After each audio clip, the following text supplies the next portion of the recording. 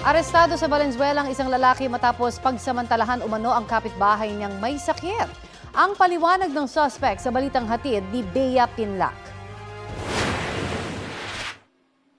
Sa kulungan ng bagsak ng 24 anyos na lalaking ito matapos niya umanong gahasain ang 52 anyos na babaeng kapitbahay niya na isang bedridden person with disability sa Valenzuela.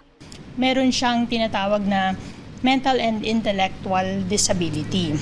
Ayan, nahihirapan na siyang tumayo, lagi na lang siya nakahiga or nakaupo sa wheelchair.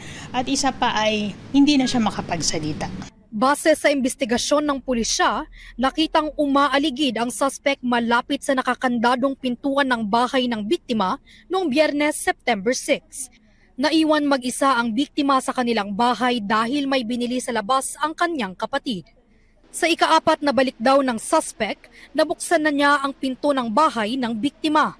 Humingi ng tulong sa mga barangay tanod ang isang kapitbahay nila nang makitang pumasok sa loob ng bahay ang suspect. Nang kanilang buksan nga yung pinto, ay doon nga nila naaktuhan na ito nga lalaki or yung suspect nakapatong pa mismo doon sa biktima. Wala siyang saplot sa katawan, ganoon din yung biktima. Nasa bahay na raw ngayon ang biktima matapos sumailalim sa medical legal examination. Sinubukan nating kunin na ang panig ng suspect pero ang tanging tugon niya, wala na po ako sasabihin, ma'am. No comment po. Mixed emotion, ma'am eh.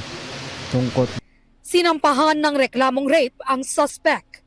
Bea Pinlac, nagbabalita para sa GMA Integrated News.